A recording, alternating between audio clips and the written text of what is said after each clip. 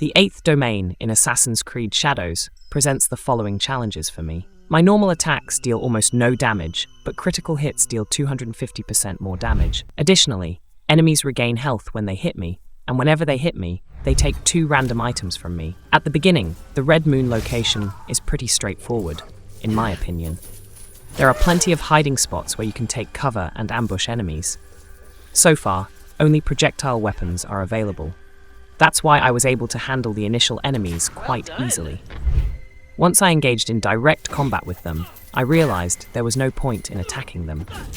The restrictions in this domain mean damage is only dealt during critical hits, which are few and far between. So I have to rely solely on stealth mode. My first battle against the Dashio Domain showed me just how difficult it is to fight these enemies. My attacks seem to deal no damage at all, and only when a critical hit lands do I see any progress. It's very difficult and time-consuming. At the same time, it's hard to avoid damage from enemies when there are several of them. As always, parrying doesn't work, so in the end, I finished the fight by throwing an enemy into the abyss. This adjusted my tactics for all my subsequent attacks. Now, I use Assassinate and immediately flee to a safe spot until the enemies lose sight of me. Even if Domain Dashio isn't defeated on the first try, I don't engage him in battle. After hiding in a safe spot, I either return or wait for the enemies and continue what I started. It's much easier and safer to deal with enemies this way. From there on, the task became much simpler. Using my chosen tactic, I dash toward the enemies, quickly take out one, and run away. When it comes to Domain Dashio, it takes 2 runs to defeat this enemy. In this mode, completing the mission is quite simple. One by one, all the enemies disappear. In more challenging domains, there's no point in engaging in open combat with enemies if you're playing as Naoe. Here, you need to rely on speed and surprise. Enemies simply don't have time to recover from such attacks. It's also important to understand that your character's level must match the domain you're entering. For example, the 8th domain warns you before you start that all enemies will be at least level 100. Therefore, you must also be level 100 to successfully perform an assassinate.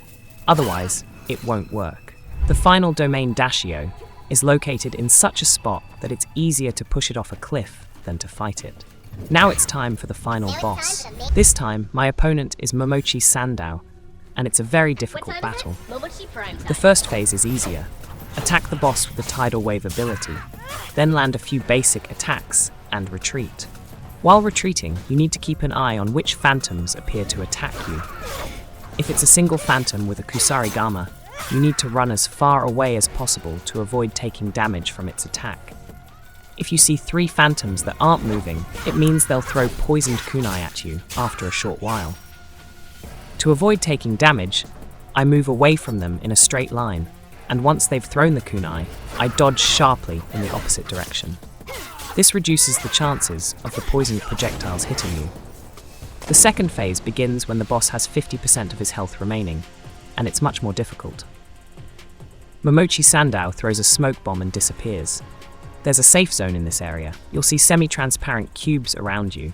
If you step inside them, you'll take damage every second. In my case, this also causes me to lose 2 items every second, including health-restoring food. Therefore, you must stay strictly in the center. Right at the start of the second phase, I also throw a smoke bomb and wait for my Tidal Wave ability to recharge. After that, I wait for Momochi Sandau to appear so I can attack him. After the attack, I throw another smoke bomb and hide in the smoke until the translucent cubes disappear. Sometimes, I have to throw the smoke bomb several times to wait out this transition phase. Once the translucent cubes disappear, the boss will start appearing and disappearing in random locations. If he's close enough, you can catch him with a Tidal Wave attack. After a while, Momochi Sandau will start using powerful attacks. When you see the area around him glow red, run away. The attack will come from underground. Once it's over, you'll be able to attack the enemy, but don't get carried away. The next attack is a Kusarigama strike against the ground, which sends a shockwave toward you. Here you can simply run in a circle to dodge the attack. Once it's over, you can attack the boss again, land 2 or 3 hits, and then retreat once more. The next attack is the most troublesome. the boss throws a smoke bomb and disappears. Instead, phantoms appear and attack you. Each one appears almost right up against you. Here, you need perfect timing to dodge the attacks, because these strikes can end the fight with just a single hit on you. If you found this video useful, please like it and subscribe to the channel. I also recommend watching my other videos on Assassin's Creed Shadows, where I explain many interesting things.